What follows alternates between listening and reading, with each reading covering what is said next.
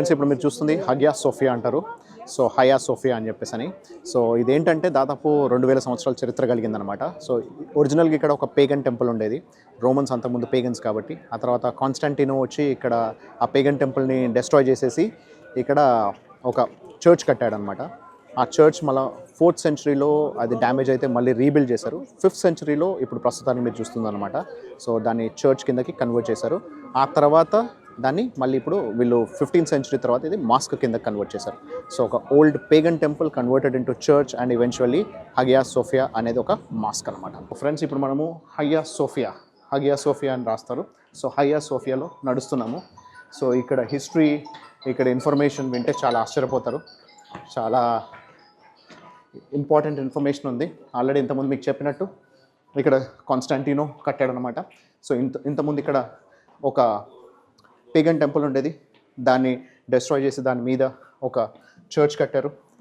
ఆ తర్వాత పేగన్స్ ఇక్కడ రివోల్ట్ చేస్తే ఇయర్ 530లో 30,000 మంది పేగన్స్ని ఇంతకుముందు మనం చూసిన హిప్పోడ్రోమ్ దగ్గర దాదాపు అందరినీ కాల్చేసి చంపేసి ఆ తర్వాత ఇక్కడ మళ్ళీ దానిపైన ఇంకొక డోమ్ అనేది బిల్డ్ చేసి ఇక్కడ ఇంకో చర్చ్ అనేది కట్టారనమాట. సో రోమన్స్ అప్పటిదాకా పేగన్స్గా ఉండేవాళ్ళు. ఆ పేగనిజం నుంచి క్రిస్టియానిటీలోకి మారిన తర్వాత జరిగిన బిల్డింగ్ అనమాట ఇది. సో ఇయర్ 530లో ఇక్కడ వీళ్ళు చర్చ్ అనేది ఇంకా పెద్ద కట్టారని చెప్పాను కదా. 530 నుంచి 1500 వరకు అంటే దాదాపు 1000 years వరకు this was the biggest dome in the world ఆ టైం వరకు. ఆ తర్వాత ఇస్తాంబుల్లోనే ఇంకొకటి కట్టారనమాట. సో అది నెక్స్ట్ హయ్యర్ డోమ్. అయితే ఇక్కడ ఉన్న స్పెషాలిటీ ఏంటి అని అంటే ఈ పర్టికులర్ ప్లేస్లోనే క్రిస్టియానిటీ అనేది 2 విభాగాలుగా విడదీయబడింది. ఒకటి క్యాథలిక్స్ కింద, రెండోదేమో ఆర్థడాక్స్ కింద. సో క్యాథలిక్స్ అండ్ ఆర్థడాక్స్ అనేది 2 కూడా డివిజన్ అనేది ఈ పర్టికులర్ స్పాట్లో, ఈ పర్టికులర్ చర్చ్లోనే జరిగింది. అది ఎక్కడ అనేది కూడా మీకు చూపిస్తాను కింద. ఆ తర్వాత అది మనం చూస్తూ మనం మాట్లాడదాం. Platform on the ground covered to prevent people from stepping on it is called Omphalion, which translates into center of the world. It is the coronation area of the Roman Empire. Only the Roman emperor could stand on that chamber. Entrance of the church, we have 3 gates. The one on the middle, the big one, is the emperor's gate. Only the Roman emperor was allowed to step through those gates to enter the ceremonies.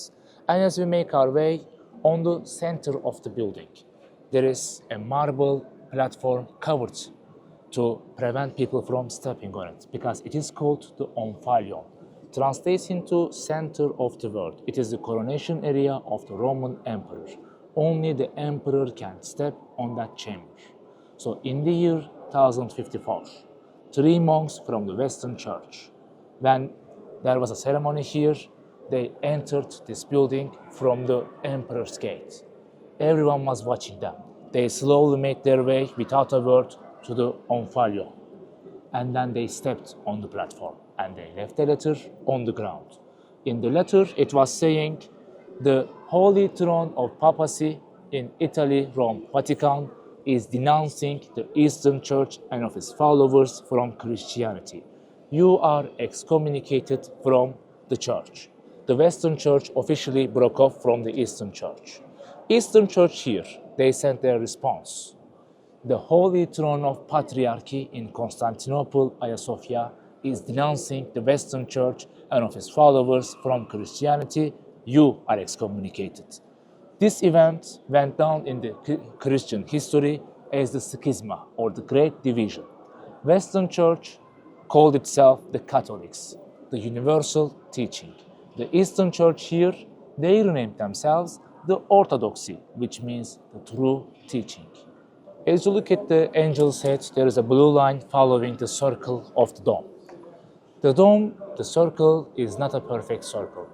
The reason for that is, after 20 years of completion of this church, one day when people were praying inside, an earthquake has hit the city.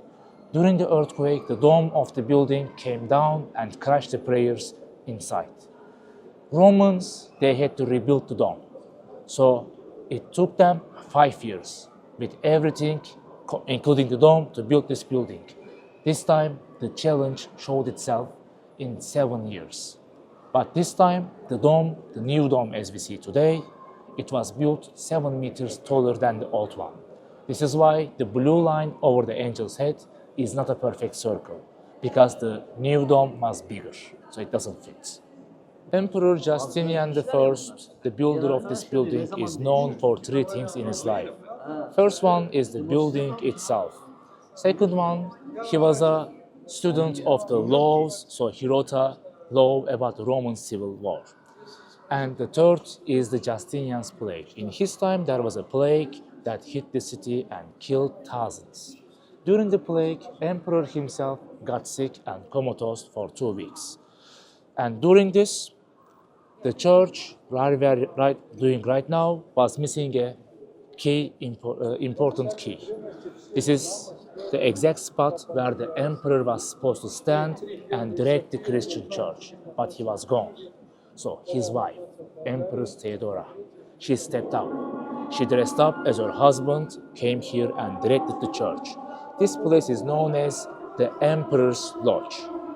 But right now, after this incident, it was renamed as the Empress's Lodge. Marble gate that we are about to pass through is the separator between the church and the Bank of Hagia Sophia. Hagia Sophia was important as a church, but it was more important, perhaps, as a bank, because this bank was the richest bank of Europe at that time. With all these riches, Romans in here, they would loan money to the European countries to wage war on their neighbors. And then the same bank, they would go around and loan money to their neighbors to fight back against in that war. They were keeping Europe stable in this method. It is a true Roman way.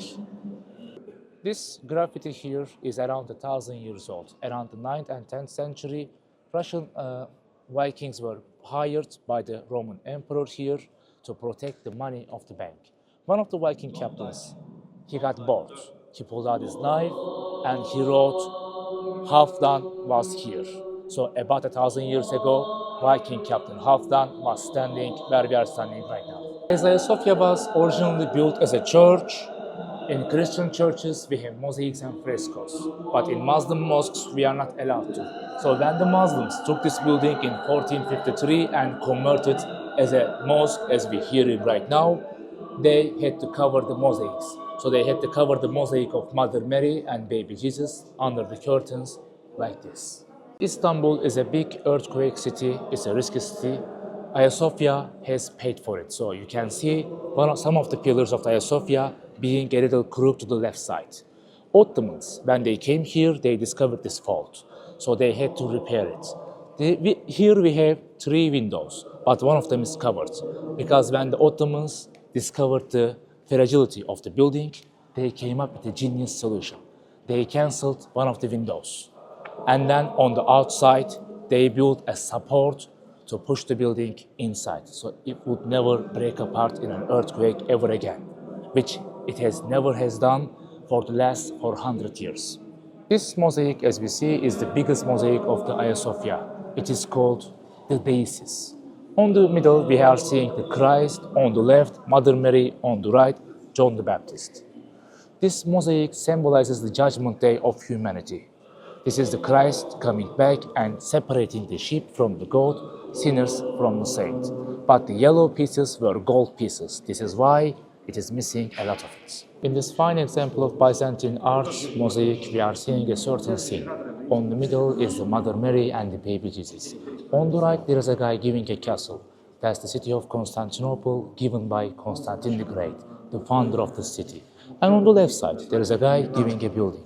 That's Hagia Sophia, this very building, given by Justinian I, the founder of this building. They are devoting their life's work to their Lord. This scene, for this reason, is named as the devotion. Friends, ఇప్పుడే Hagia సోఫియాలోంచి బయటకు వచ్చా. So Hagia సోఫియాలో మనకి only tour guide మాత్రమే మాట్లాడాలి, వేరే వాళ్ళు మాట్లాడడానికి లేదు. అందుకోసమే నా వాయిస్ అనేది మీకు పెట్టడానికి అవకాశం లేకుండే. సో టూర్ గైడ్తో మాత్రం మాట్లాడచ్చా, ఎందుకంటే దాంట్లో ఇంపార్టెంట్ వ్యూయింగ్ లొకేషన్స్ అండ్ దాని ఇన్ఫర్మేషన్ అనేది మిస్ అవ్వకుండా. సో మీరు చూసుకున్నారు కదా, సో ఈ హయా సోఫియాలోనే మనకి క్రిస్టియానిటీ అనేది డివైడ్ అయిందనమాట ఇయర్ 1054లో.